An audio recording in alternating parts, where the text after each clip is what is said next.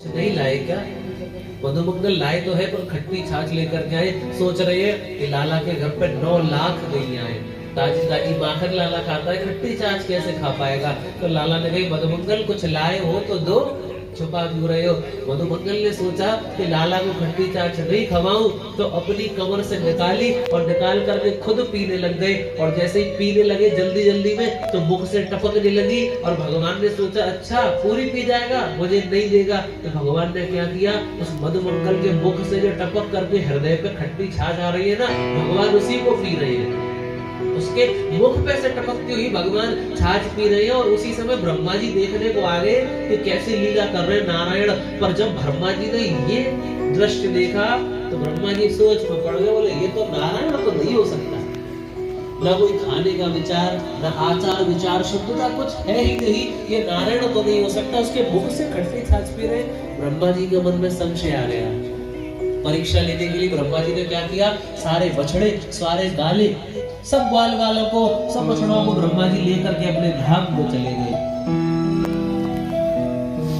भगवान ने कहा अच्छा ब्रह्मा जी ऐसा करोगे? हमने ही तुमको सृष्टि उत्पन्न करना सिखाया, अब हमारे ही ग्वाल वाल बछड़ों को ले जाओगे?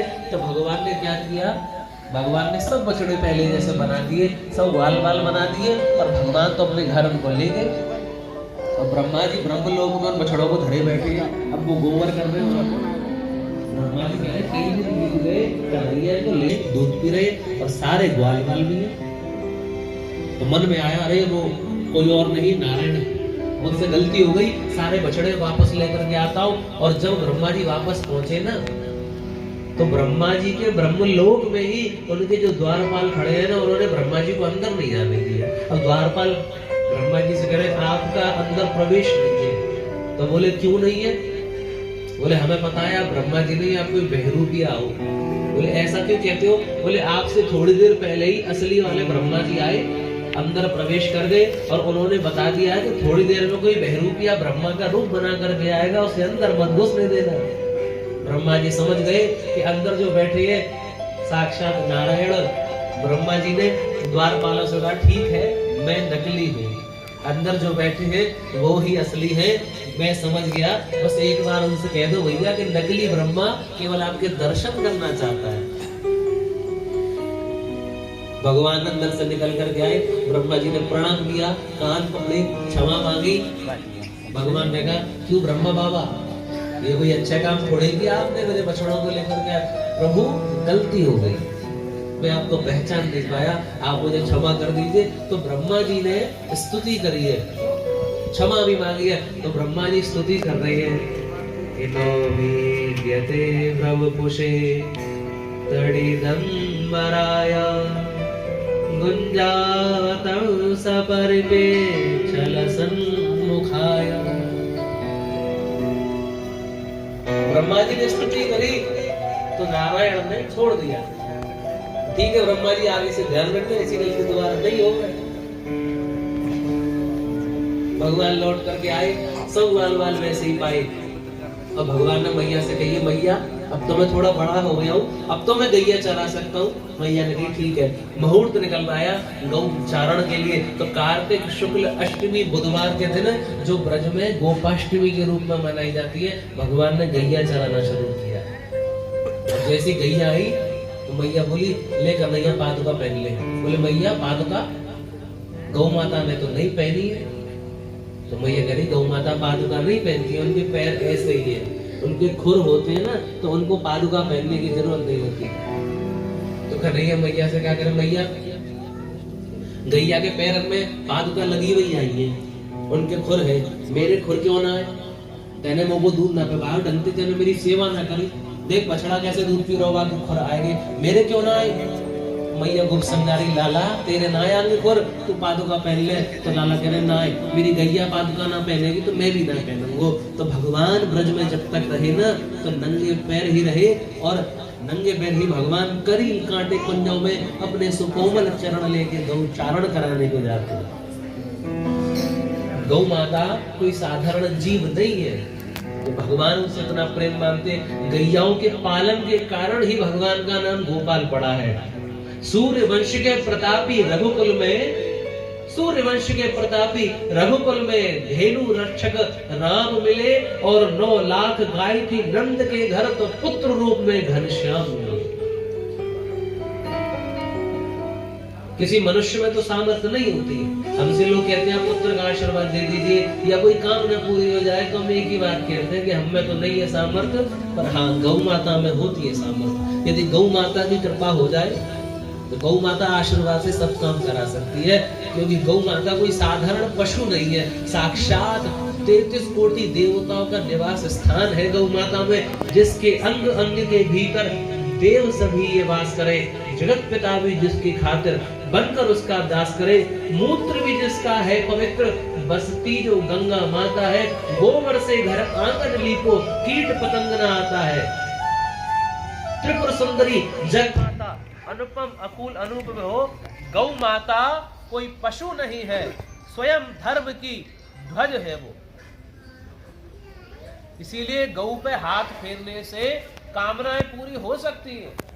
किसी व्यक्ति में सामर्थ्य नहीं है कामना पूरी करने की। यदि कोई समस्या है तो गौ की पूंछ का झाड़ा लगाने से वो समस्या दूर हो सकती है। गौ माता की कृपा से आपकी कामनाएं पूर्ण हो सकती है। इसीलिए जितना संभव हो सके गौ माता की सेवा करें। हर घर में गैया रखना संभव नहीं है, मानते हैं, पर आपके आसपास कोई भी गौशाला हो, कोई भी ऐसा स्थान हो, तो सब लोग बालकों के जन्मदिन पे या महीने में एक बार या हफ्ते में एक बार दलिया, चारा, भूसा, चुनी गैयाओं के लिए गौशाला में दान अवश्य करें।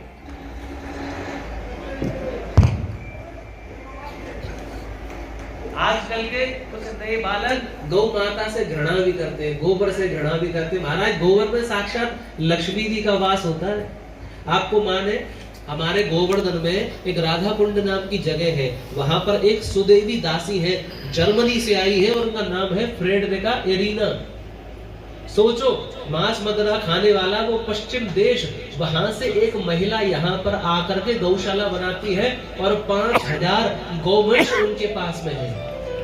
जो परेशान होते हैं, घायल होते हैं, 5000 गौवंश की सेवा करती है सुदेवी दासी। विदेश से, जर्मनी से आकर के यहाँ पर रही है। सरकार ने उनको पद्मश्री से सम्मानित किया है। गौ माता की सेवा का तो महाराज क्या फल है, कहा ही नहीं जा सकता। और उन गौ माता से भगवान बड़ा प्रेम करते हैं। एक बार गौ माता ने यमुना जल पी लिया, और उस जल में विष था। उस विषैले जल को पी करके गौ माता बेहोश हो गई, और जैसे ही कन्हैया को पता चला कि उस जल में विष है, तो पता लगाने पर मालूम चली कि वो गंगा जल में, यमुना जल में जो कालिया नाग है ना, वो वास करता है। तो कालिया नाग के उस विष से यमुना का जल दूषित हो गया है। तो लाला ने फिर कालिया नाग को हटाने के लिए क्या खेल रचा, दाऊ जी महाराज को तो घर पे ही छोड़ा और स्वयं खेलने के लिए गए। खेलते खेलते गेंद यमुना नदी में चली गई। श्री रामा ने कहा, लाला तेने गेंद यमुना में फेंकी है, तू ही लेके आ। बालक जब खेलते हैं ना, तो ऐसा नियम होता है, यदि किसी की छत पे बॉल चली जाए तो कहते भैया तेरे पहुंचाइए, या तो तू बॉल लेके आ, या फिर पैसा दे दे। जो नुकसान करेगा उसी को भोगना पड़ेगा। श्री रामा ने कही, तेरे गेंद फेंकी पानी में, तू ही लेके आओ। लाला ने कही, अभी लेके आओ, रुक जा। जैसी लाला ने कही, श्री रामा तो सोच रहा था कि पैसे निकलवा लूंगा इससे, नहीं गेंद आवेगी, पर लाला ने पैसे नहीं दिए। लाला तो महाराज पेड़ पे चढ़े और एक छलांग मारी श्री ने यमुना नदी में। यमुना नदी में गए और देखा कालिया नाग के पास जाकर के खड़े हो गए। नाग पत्नियों ने छोटे से कन्हैया को देखा, पूछ रही है, कौन हो तुम, कहां से आए हो, क्या करोगे, जल्दी चले जाओ यहाँ से, हमारे पतिदेव सो रहे हैं, अगर जाग गए ना तो यहाँ से जीवित नहीं जा पाओगे। क्या लेने आए हो यहाँ पे? तो कन्हैया पता है क्या कह रहे हैं, बोले मेरी मैया है ना दही चलावेगी, वहां के लिए रस्सी चाहिए, तो तुम्हारे कालिया नाग को रस्सी बनाने के लिए लाया हूं मैं, इसकी रस्सी बनाऊंगा, फिर उससे मेरी माँ दही चलाएगी। तो नाग पत्नियां कह रही, अच्छा दही चलाने के लिए कालिया नाग की रस्सी बनाओगे, रुको अभी रस्सी बनवाते हैं। जैसे कालिया नाग को जलाया, जैसे ही कालिया नाग जागा, जागते ही देखा छोटा सा बालक है महाराज, देख गई, पकड़ लिया। आपने देखा होगा कि अजगर ऐसे जकड़ लेता है, और भगवान का एक नाम योगेश्वर श्री कृष्ण है। योगियों के भी योगी है भगवान। भगवान को जैसे इसने लपेटा, भगवान का ऐसा लचीला शरीर है कि भगवान उसकी दकड़ में से निकल गए। भगवान ने ऐसा तांडव किया महाराज कालिया नाग के मस्तक पर। कालिया नाग ने जैसे ही भगवान को छूने का प्रयास भी किया, भगवान उसके फन पे चढ़ गए और सहस्त्र फन बताए गए हैं उसके। सहस्त्र फन बताए गए हैं। जैसे ही एक पे प्रहार करे तो भगवान उसी पे चढ़ जाते हैं, दूसरे से प्रहार करे भगवान उसी पे चढ़ जाते हैं। ऐसा भयंकर तांडव महाराज उन्होंने वहां पर दर्शन दिए हैं कि सभी देवता आकाश में आ गए और आकाश में आकर के भगवान का जो तांडव होते हुए देख रहे हैं। क्या देख रहे हैं? तांडव गति मुंडन पर नाचत गिरधारी, तांडव गति मुंडन पर नाचत गिरधारी, तांडव गति मुंडन पर नाचत गिरधारी, तांडव गति मुंडन पर नाचत गिरधारी।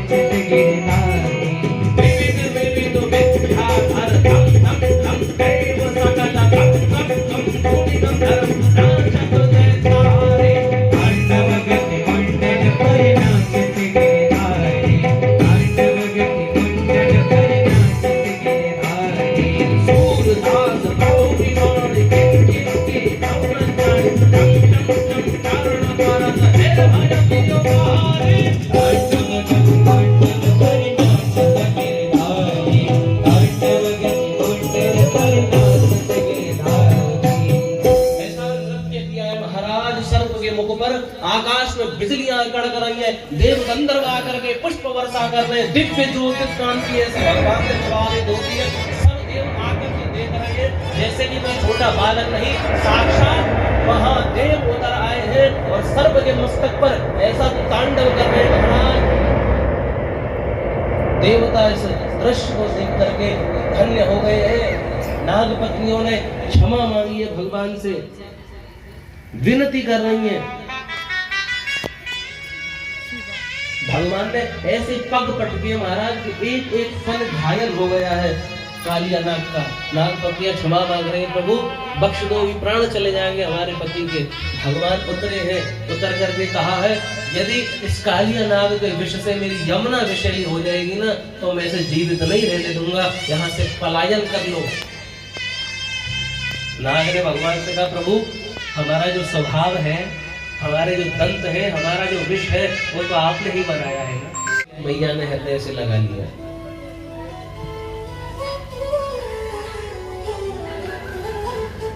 सभी देवता बार बार आकर के भगवान की ऐसी सुंदर लीलाओं को देखने लग जाते हैं। आगे भगवान ने दावानल कुंड में दावाग्नि पी करके ब्रजवासियों की रक्षा करी। एक दैत्य और आया, उसने क्या किया, ब्रज में आग लगा दी, पर भगवान उस अग्नि को पी गए। अग्नि को पी करके भगवान ने सबकी रक्षा करी है। आज प्रभु ने कदम्ब के नीचे खड़े होकर के ऐसी बांसुरी बजाई है, जैसे ही सब गोप वालों ने वो बांसुरी सुनी है ना तो मंत्र मुग्ध हो गए। सब गोपियां भगवान के लिए वेणु गीत गा रही है, उनके रूप की, उनकी बांसुरी की प्रशंसा कर रही है और एक ही बात कह रही है, श्याम सुंदर सदा हमको प्यारे रहे, हम उन्हीं के रहे, वो हमारे रहे। जिस डगर से मुरैया की धुन आएगी, उस डगर पे उमरिया कट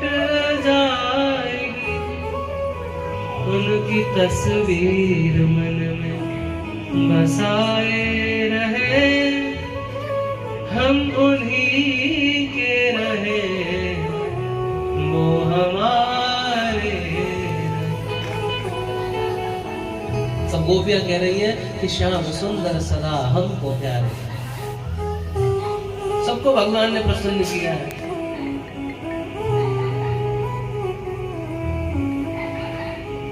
भगवान की छोटी छोटी बहुत सारी सुंदर सुंदर कथाएं हैं, और यहीं बैठे बैठे रात बीत जाएगी और हमारी तरह आपको भी जुकाम हो जाएगा। इसीलिए सीधे आनंद की बात करेंगे। आनंद की बात क्या है? आनंद की बात ये है कि दिवाली का समय आ गया है और मैया बना रही है व्यंजन। कन्हैया सुबह सुबह जगे और कन्हैया ने क्या देखा कि बहुत सारे व्यंजन बन रहे हैं, पूड़ी पकौड़ी साग अनेक मिष्ठान भगवान गिन रहे हैं। ये आज ऐसा कौन सा त्योहार है कि मैया इतना सब व्यंजन बना रही है? सुबह सुबह लाला जगे, मैया से कह रहे प्लेट लेकर के आए, मैया ला क्या क्या बनाया है, सुबह सुबह चखा रहे। मैया ने डांट के भगा दिया, नहीं हाथ मत लगाइए काउची। बोले क्यों मैया? ना पहले इंद्र देवता को भोग लगेगा, ये जय जय के लिए पहले इंद्र को भोग लगेगा, जय जय होगी, बाकी बाद में मिलेगा। अब कन्हैया पूछ रही है इंद्र कौन है? भैया कह रहे मैं काम कर रही हूँ, तू परेशान मत करे, जब बाबा से जाके पूछ। अब जब बाबा से जाकर के कन्हैया ने पूछा कि बाबा ये इंद्र कौन है, तो बाबा क्या बता रहे कि पर्जन्यो भगवान इंद्रो मेघास्तस्यात्ममूर्तया तेभिर्वर्षान्ति भूतानां प्रेरणं जीवनं पया। बाबा लाला को क्या समझा रहे? लाला इंद्र देवता है, हम जब उनकी पूजा करते हैं ना, हमारी पूजा से प्रसन्न होकर के इंद्र भगवान वर्षा करते हैं, और वर्षा से हमारी फसल बढ़िया होती है, हमारा चावल बढ़िया होता है, हमारा गेहूं बढ़िया होता है। तो इंद्र महाराज की हम पूजा करते हैं, ये सारा भोग बना रहे हैं ना, इंद्र देवता को लगाते हैं। तो लाला ने पूछी बाबा एक बात बताओ, अगर हम इंद्र की पूजा नहीं करें तो क्या वर्षा नहीं होगी? बाबा बोले अगर इंद्र नाराज हो गया तो नहीं होगी वर्षा। फिर लाला ने एक और प्रश्न किया कि बाबा एक बात बताओ, गांव में आधे लोग इंद्र की पूजा करें और आधे लोग इंद्र की पूजा नहीं करें, तो क्या आधे गांव की बरसात होगी? बाबा चुप पे गए। बोले लाला मेरे पास ना है तेरे इन सवालों को उत्तर, ये कैसी बात कर रहे हो?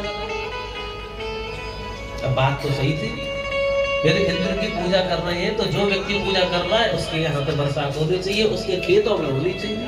वो जो पूजा नहीं कर रहा है उसके खेतों में बरसात नहीं होनी चाहिए। अब बाबा चुप कर दिए। तो लाला बाबा को क्या समझा रहे कि कर्मणा जायते जंतु कर्मणैव विलीयते सुखं दुःखं भयं क्षेमं कर्मणैव विपद्यते। बाबा कर्म करने से फसल होती है, इंद्र की पूजा करने से नहीं होती। आप हल नहीं चलाओगे, बीज नहीं बोओगे तो कुछ नहीं होगा। इंद्र की पूजा करने से नहीं हो सकती। कर्म प्रधान विश्व रच रखा, कर्म ही प्रधान रखना चाहिए बाबा। आपने सुना है कर्महीन खेती करे बर्द मरे सूखा मरे। यदि कर्महीन व्यक्ति कुछ करेगा ना तो सब बिगड़ जाएगा। इसीलिए कर्म प्रधान है, कर्म करना आवश्यक है। और लाला बाबा को क्या समझा रहे? बाबा इंद्र वर्षा नहीं करते हैं।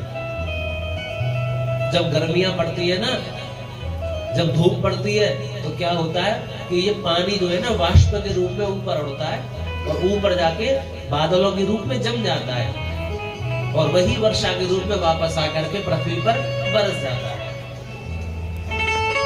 ये इंद्र की पूजा से नहीं है। फिर बाबा ने क्या करे? फिर नहीं करे इंद्र की पूजा। तो लाला क्या करे? ये बंद करो या इंद्र की पूजा। गोवर्धन सम देव न दूजा। गोवर्धन सम देव न दूजा। गोवर्धन कौन है लाला? लाला समझा रहे बाबा कर्म करने से ही खेती की प्राप्ति होती है, कर्म करने से ही फसल की प्राप्ति होती है। यदि आपको ज्ञान नहीं है, समय पर पानी नहीं लगाओगे, समय पर धूप नहीं आएगी, समय पर बीज नहीं बोगे, समय पर काटोगे नहीं, तो कोई खेती नहीं होगी। खेती करना कोई सरल बात नहीं है, बड़ा कठिन विषय है। एक बार देवी पार्वती ने भोलेनाथ से कही कि भोलेनाथ आप यहाँ बैठे रहते हो तपस्या में, कोई काम धाम करो। दुनिया देखो कितना काम करती है, आप ये तपस्या में ही बैठे रहते हो। भोलेनाथ ने कही क्या करूं देवी? बोले खेती करो, कुछ तो करो। भोलेनाथ ने कही चलो ठीक है करते हैं। हमने कभी करी तो नहीं है, थोड़ी बहुत भांग जरूर उगा रखी है हमने पीछे बगीचे में, खेती का तो हमें ज्ञान नहीं है। तो भोलेनाथ आए कन्हैया के पास में, कन्हैया ने हमें खेती करनी है, थोड़ी सी जगह दो। कन्हैया ने खेत दे दिया। बोले बाबा मेरी जमीन है तो मुझको क्या मिलेगा? बोले तुम क्या चाहते हो? तो कन्हैया ने कही बाबा ऐसा है, आप फसल कर लो, जमीन के नीचे जो फसल होगी वो सब हमारी, ऊपर ऊपर की सब तुम्हारी। और सीजन का था आलू का। भोले बाबा लगे रहे बेचारे मेड़ बनाने को, दुनिया भर की मेहनत करी, फसल बन के तैयार हुई। और जैसे फसल तैयार हुई, फसल हो गई, कन्हैया बोले बाबा ऊपर ऊपर की काट के ले जाओ सब। अब बाबा ऊपर ऊपर के काट के ले गए, बड़ी बड़ी पोटली बनाई, पार्वती के पास ले गए। पार्वती ने सोची बहुत माल लेके आए। पार्वती ने देखी, बोले ये क्या है? बोले ऊपर ऊपर का सब हमारा है, नीचे नीचे का कन्हैया का है। बोले क्या किया था? बोले आलू आलू आलू सब कन्हैया ले गए। पार्वती बोले ये तो बहुत चालू है, ये तो तुम्हारे संग तो ठगी हो गई। भोलेनाथ तुमको तो ठग लिया, ऐसे क्यों? तुम भोले वाले, कुछ काम करना तुम्हें आता ही नहीं है। दोबारा जाओ, दोबारा जाओ, दोबारा फसल करो। बोले अब की बार क्या करोगे? बोले अब की बार कहना कि जमीन के नीचे की तो हमारी है, ऊपर ऊपर की तुम ले लेना। यही बात है। और दोबारा फसल करने गए, कन्हैया से फिर दोबारा खेत ले लिया भोलेनाथ ने। भोलेनाथ ने पूछी कन्हैया क्या करें? बोले मक्का कर लो। अब मक्का की फसल हो गई। अब शर्त के अनुसार कन्हैया ने कही बाबा ऊपर ऊपर का अब की बार हमारा है। पिछली बार नीचे का हमारा था, पार्वती ने समझा पढ़ा के भेजे हैं। बोले अब की बार नीचे का तुम लेना। कन्हैया सारी मक्का काट के ले गए। भोलेनाथ फिर लेकर के पहुंचे बची हुई फसल। देवी ने कही अरे भोलेनाथ तुम बिल्कुल भोले ही रह गए, फिर दोबारा जाओ फसल करने। बोले यूं कहना अब की बार ऊपर का भी हमारा है और नीचे का भी हमारा है। फिर आए, बोले कन्हैया ने खेत दो, खेती करेंगे। बोले कर लो बाबा। बोले अब काय की फसल करोगे? कन्हैया बोले गन्ना कर लो बाबा। बाबा ने गन्ना कर लिया, फसल खड़ी होकर पूरी तैयार हो गई। भोलेनाथ कन्हैया इस बार कोई देखो ऊपर की भी हमारी है और नीचे जड़ की भी हमारी है। कन्हैया ने कही ठीक है बाबा, ऊपर की भी तुम काट ले जाओ, नीचे की भी तुम ले जाओ, बीच बीच की हमारे लिए छोड़ जाना। गन्ना गन्ना तो महाराज कन्हैया ने ले लिए। भोलेनाथ फिर पहुंच गए ऊपर की और नीचे की लेके। पार्वती बोली तुम पे कछु ना होगा, तुम भांग छानो, भजन करो ठाकुर जी का, खेती करो, तुम्हारे बस की ना है। महाराज खेती करना कोई सरल नहीं है। ऐसा नहीं है कि इंद्र कोई वर्षा कर देगा, उपकार कर देगा तो खेती हो जाएगी। जब लाला ने बाबा को ये सब बात समझाई तो बाबा बोले फिर क्या करें? बोले गोवर्धन की पूजा करो, छोड़ो ये सब इंद्र की पूजा, गोवर्धन सम देव न पूजा। बोले गोवर्धन की पूजा करो। बोले गोवर्धन कौन है? बोले आपने इतने सारे व्यंजन बनाए, इंद्र कभी भोग लगाने को आया? बोले नहीं। आपने देखा है कभी इंद्र को? बोले नहीं। बोले हमारे देवता है गोवर्धन महाराज, आप चलो हमारे संग भोग लगाओ, दर्शन करो, आपको दिखेंगे सामने से सब। बोले ठीक है बताओ। फिर लाला सब ब्रजवासियों को लेकर के गए और सब ब्रजवासी क्यों कह रहे लाला ऐसा तो ना है कि अगर हमने इंद्र की पूजा नहीं करी तो इंद्र क्रोधित है जाए। लाला बोले अरे कोई क्रोधित नहीं होगा, हम सब देख लेंगे। ठीक है लाला, तुम जैसे कहो वैसे। लाला ने कही श्री गोवर्धन महाराज हैं, वो सब रक्षा करने वाले, सब मिल करके चलो, मेरा भरोसा रखो, इंद्र कुछ नहीं बिगाड़ पाएगा, भरोसा रखो। भगवान ने जब भरोसा दिलाया तो सब ब्रजवासी श्री कृष्ण कन्हैया लाल के पीछे पीछे चल दिए और भगवान ने दिखाया देखो जो गोवर्धन पर्वत है। बोले लाला इतना बड़ो देवता हमने तो पहली बार देखो है, ये हमारे पूजन को हमारे भोग को स्वीकार करेगो? लाला बोले बिल्कुल करेगो। यह लीला सब करत कन्हई, एक रूप सो गिरवर पूजे एक रूप पुजवाई। लाला ने कही जितनों भी सब व्यंजन लेकर के आए हो ना, आपने जितने भी डला बनाए सब डला ले लेकर के आओ और यहाँ पे भगवान के सामने रख दो, श्री गिरिराज महाराज के सामने रख दो। सबने ब्रजवासियों ने ला करके सारे पकवान श्री गिरिराज जी के सामने रख दिए। उन्होंने कही सब हाथ जोड़ करके गिरिराज जी से प्रार्थना करो कि गिरिराज जी आकर के भोग लगा में। और जैसे ही भोग लगाने के लिए प्रार्थना करी तो कन्हैया एक रूप में तो स्वयं सामने खड़े हैं और एक रूप में गिरिराज जी के अंदर चतुर्भुज नारायण रूप बना करके सामने से दर्शन दे रहे हैं। और जैसे ही सबने गिरिराज जी में नारायण के दर्शन करे, सब ब्रजवासी बोले बोले गिरिराज धारण की जय।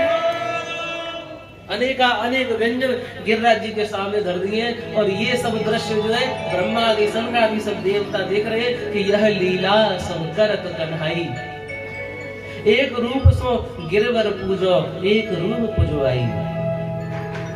उत जयमत गोवर्धन के संग, यहाँ पे सब भोग लगा रहे हैं ना, तो स्वयं प्रसाद को पा रहे हैं नारायण के स्वरूप में। उत जयमत गोवर्धन के संग इत राधा सो प्रीत लगाई, इत गोपीन सो कहत जमावो, उत आपुन जयमत मन लाई। स्वयं ही देवता है, स्वयं ही पुजारी है, स्वयं ही पूज रहे हैं, स्वयं ही पूज रहे हैं। सुंदर सब लोगों ने श्री गिरिराज महाराज के दर्शन करे और गिरिराज महाराज सब भोग को खाते जा रहे। ब्रजवासी तो चिंता में आ गए कि लाला पहली बार ऐसा देवता देखो है कि सब खाएगो, हम तो भगवान के सामने थाली ले जावे नहीं तो ताली बजावे, सामान पूरो को पूरो रहे भाई लौटाला में। इंद्र बढ़िया आओ कछु खातो ही ना आओ, तेरो देखता तो बड़ा खतरनाक है। लाला ऐसे तो सब खत्म हो जाएगा। लाला बोले चिंता मत करो, देवता सबको प्रसाद भी देगो। जब सब भोग समाप्त हो गया तो गिरिराज जी ने ऐसी कृपा करी कि पुनः दोबारा 56 प्रकार के भोग सामने उपस्थित हो गए। और सबने कही कि अब जा गिरिराज जी को पानी पिवाओ। बोले पानी कैसे पिवाओ में? बोले जमुना जल लेके आओ। बोले लाला तेरो देवता इतना बड़ा है, जाको पानी कैसे पिवा में? और जमुना जी बहुत दूर। बोले मन से तुम प्रार्थना करोगे ना तो यही गंगा प्रकट रह जाएंगी। आप में से कितने लोगों ने गिरिराज जी गोवर्धन के दर्शन करे हैं? परिक्रमा लगाई आप सबने? परिक्रमाएं नहीं, मानसी गंगा भी है। ब्रजवासियों ने मन से ही गंगा को प्रकट कर दिया है। उसी गंगा जल से गिरिराज जी को उन्होंने जलपान कराया है। ऐसे सब गिरिराज जी के दर्शन कर रहे हैं और सब बड़े प्रसन्न हो गए। बोले हमने पहली बार ऐसा देवता देखो है जो सामने प्रकट है करके जब भोजन को स्वीकार कर रहे हैं। सब लोगों ने देवताओं को स्नान कराया, भोग धराया। और कन्हैया ने कही सुनो सब गोपी ग्वाल वालों मैया बाबा, ये जो गिरिराज जी है ना, ये आपके भोग से इतने प्रसन्न ना होंगे, ये आपके जल से इतने प्रसन्न ना होंगे। बोले गिरिराज जी को सबसे ज्यादा प्रिय तो परिक्रमा है। जब आप सब लोग मिल करके श्री गिरिराज जी की परिक्रमा लगाओगे ना तो ही गिरिराज जी प्रसन्न होंगे। उनको नहीं है सोने की चाहत, उन्हें नहीं है चांदी की चाहत, उन्हें नहीं चाहिए 56 प्रकार के भोग पकवान जल मेवा मिष्ठान। बोले क्या चीज है? उनको तो परिक्रमा ही प्रिय लगती है। आज भी गुरु पूर्णिमा के दिन 1 करोड़ आदमी गिरिराज जी की परिक्रमा लगाते हैं। बुढ़िया पूर्णों का महाराज ऐसा मेला लगता है, 21 किलोमीटर की गिरिराज जी की परिक्रमा पूरी।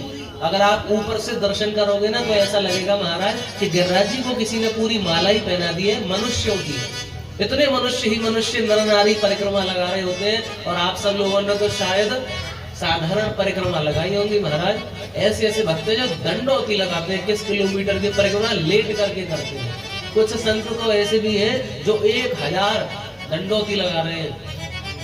महाराज आप सब लोग भी जाओ, दंडोती लगाओ, सब लोग मोटापा चला जाएगा, फैट दूर रह जाएगा, बढ़िया शरीर बनेगा चुस्त एकदम। राजस्थान के मुख्यमंत्री भी जाकर के दंडोती लगाते हैं, बड़े बड़े भक्त हैं गिरिराज जी के। इसीलिए सब लोग मिलकर के गिरिराज जी का ध्यान करेंगे, सुंदर भजन गाएंगे।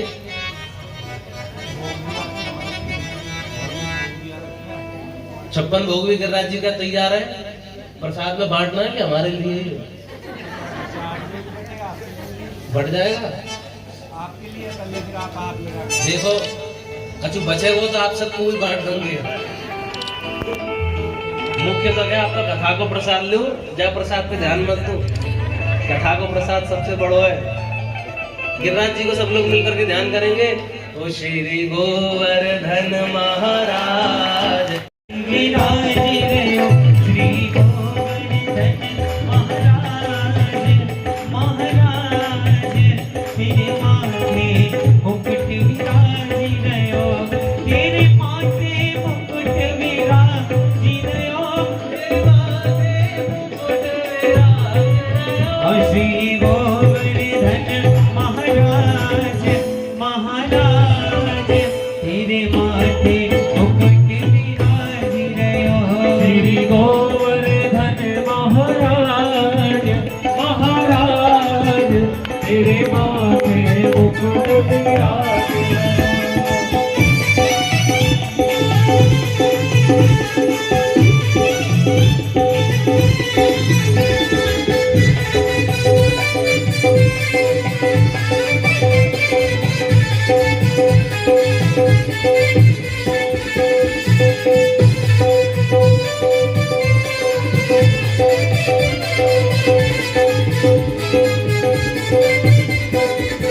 तोपे पान चढ़े, तोपे फूल चढ़े, तोपे पान चढ़े, तोपे फूल की राज धड़की जाओ। तोपे पान चढ़े, तोपे फूल चढ़े, तोपे पान चढ़े, तोपे फूल चढ़े, तोपे चढ़े दूध की धार, अरे धार तेरे माथे मुकुट विराज रहो। श्री गोवर्धन महाराज, महाराज तेरे माथे मुकुट विराज धड़की।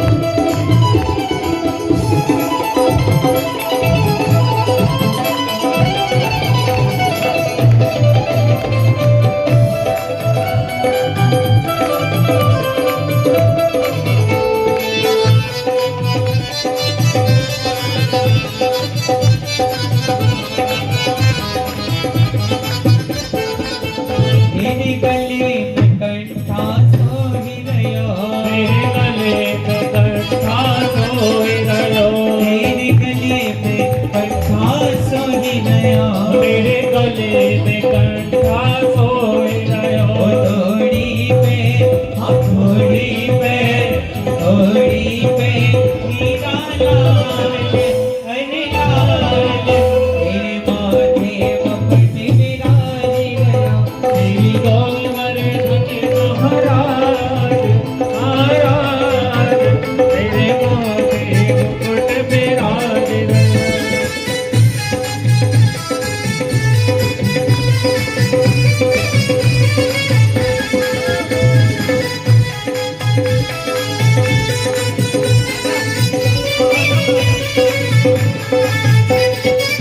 गोवर्धन की मैं तलहटी, गोवर्धन की मैं, गोवर्धन की मैं तलहटी, गोवर्धन की मैं। लगी नहीं आस करो ब्रजवास तलहटी, गोवर्धन की मैं। लगी नहीं आस करो ब्रजवास तलहटी, गोवर्धन की मैं। गोवर्धन की मैं तलहटी, गोवर्धन की मैं, गोवर्धन की मैं तलहटी, गोवर्धन की मैं। लगी रही आस करो ब्रजवास तलहटी, गोवर्धन की मैं। लग रही आस करो ब्रजवास तलहटी, गोवर्धन की मैं। कुछ वक्त भी खड़ा होने में शर्मा रहे हैं। आप सभी भी खड़े होकर हाजिरी लगाइए, आनंद आएगा। सब खड़े हो जाइए। ओ लगी रही आस करो ब्रजवास तलहटी, गोवर्धन की मैं। लगी रही आस करो ब्रजवास तलहटी, गोवर्धन की जय हो।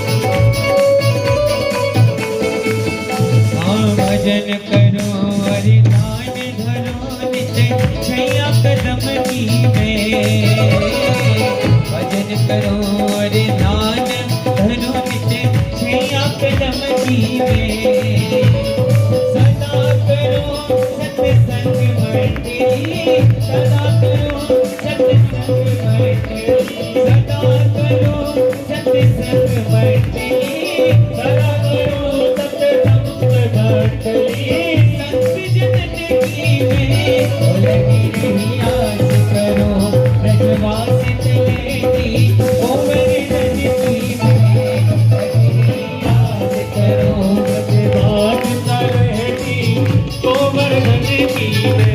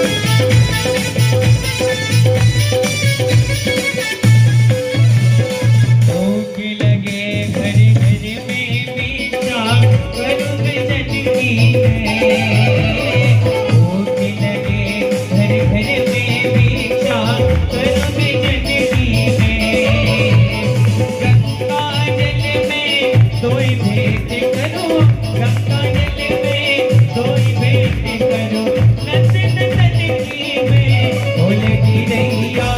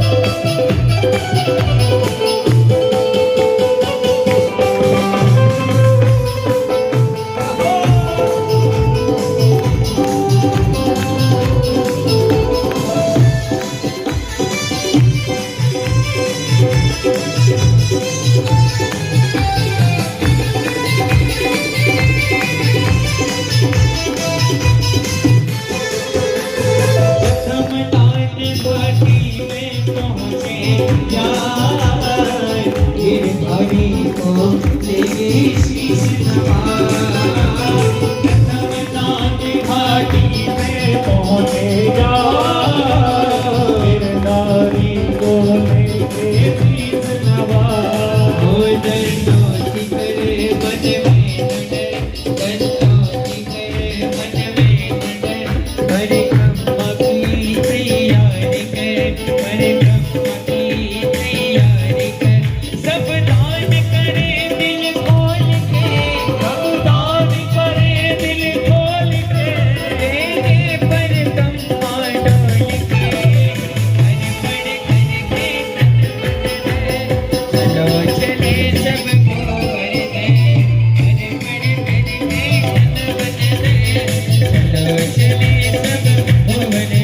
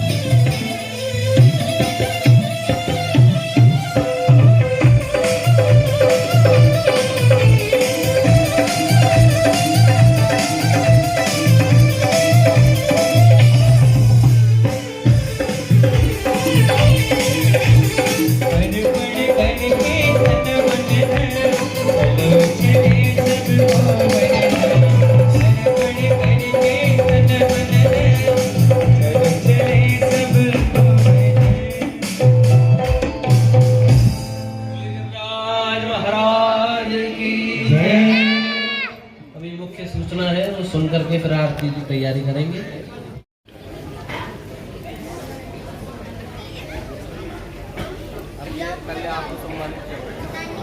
श्री श्याम सेवा समिति के सभी सदस्य व्यासपीठ पर विराजमान श्री केशवाचार्य जी का सम्मान कर रहे हैं और भेंट भी प्रदान कर रहे हैं। तो सभी से प्रार्थना है, करतल ताड़ी के साथ इनका अभिवादन करते हुए बोलो जय जय श्री राधे।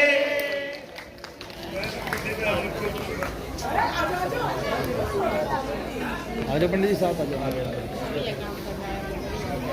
थैंक यू जी, थैंक यू। आजा साथ हो जाओ, थोड़ा साथ हो जाओ पंडित जी, इधर आ जाओ।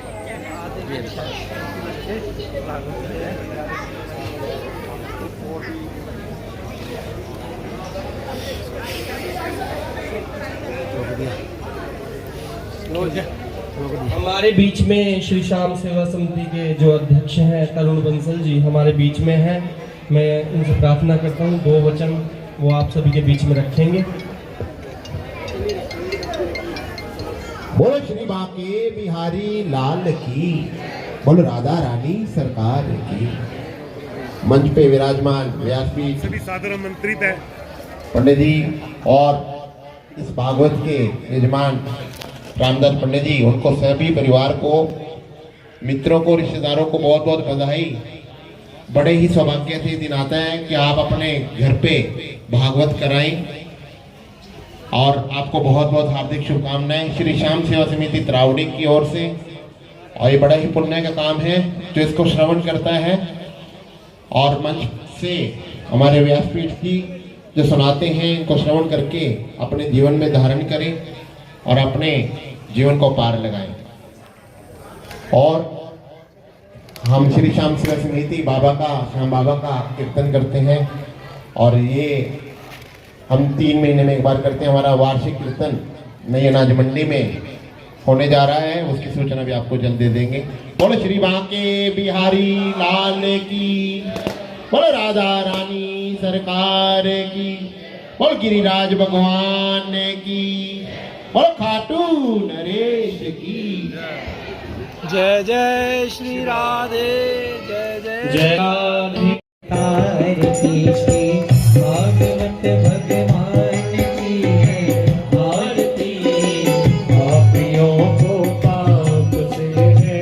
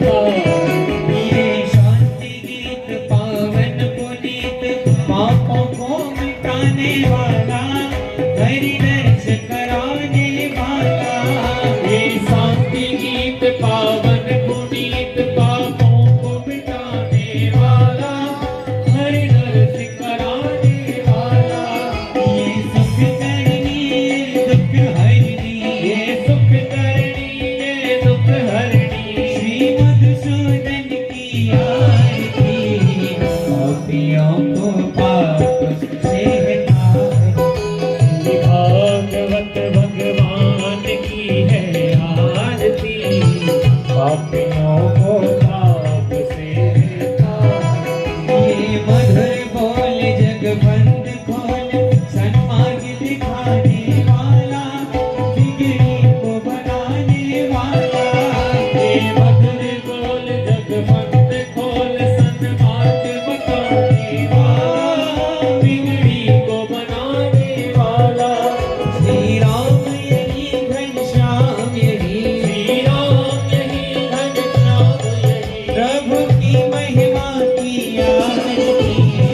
पापियों को पाप से हटाती। भागवत भगवान की है आरती। पापियों को पाप से है तारती। कर्पूर गौरम करुणावतारम संसार सारम भुजगेन्द्रहारम सदा वसन्तं हृदयारविन्दे भवं भवामि सहितं नमामि। त्वमेव माता च पिता त्वमेव त्वमेव बन्धो च सखा त्वमेव। त्वमेव विज्ञानम् त्वमेव त्वमेव शैवं मम देवदेव। त्वमेव शैवं मम देवदेव त्वमेव सर्वं मम देवदेव। शांतिर्ब्रह्म शांति सर्वगुण शांति शांतिरेव शांति सामा शांतिरिति। ओम हस्ते पुष्पं गृहीत्वा मंत्रपुष्पाञ्जलिं कुर्यात्। ओम यज्ञेन जगमय जनमहि वासुदेवाय धीमहि तन्नो विष्णुः प्रचोदयात्। ओम तत्पुरुषाय विद्महे महादेवाय धीमहि तन्नो रुद्रः प्रचोदयात्। ओम महालक्ष्मी च विद्महे विष्णुपत्नी च धीमहि तन्नो लक्ष्मी प्रचोदयात्। ओम नन्दनन्दनाय विद्महे राधावल्लभाय धीमहि तन्नो श्रीकृष्णः प्रचोदयात्। ओम मन्यने सुताय विद्महे वायुपुत्राय धीमहि तन्नो हनुमद प्रचोदयात्। सेवन्ति गावकुलचम्पकपाटनाब्जे पुन्नागजातिकरवीररसाल पुष्पे बिल्वप्रवाल तुलसीदलमञ्जरी त्वां पूजयामि जगदीश्वर मे प्रसीद। आवाहनं न जानामि तवार्चनं पूजां चैव न जानामि। क्षम्यतां परमेश्वर मन्त्रहीनं क्रियाहीनं भक्तिहीनं सुरेश्वर यद्पूजितं मया देव परिपूर्णं तदस्तु मे। नानासुगन्धपुष्पाणि यथा कालो भवानि च पुष्पाञ्जलिर्मया दत्तं गृहाणं परमेश्वर दिव्यमन्त्रपुष्पाञ्जलिं समर्पयामि। ओम पापोऽहं पापकर्माहं पापात्मां पापसम्भव त्राहि मां लक्ष्मीनाथं सर्वपापं हरो भव सर्वकष्टं हरो भव सर्वरोगं हरो भव। सर्वे भवन्तु सुखिनः सर्वे सन्तु निरामयाः सर्वे भद्राणि पश्यन्तु मा कश्चित् दुःखभाग् भवेत्। कायेन वाचा मनसेन्द्रियैर्वा बुद्ध्यात्मना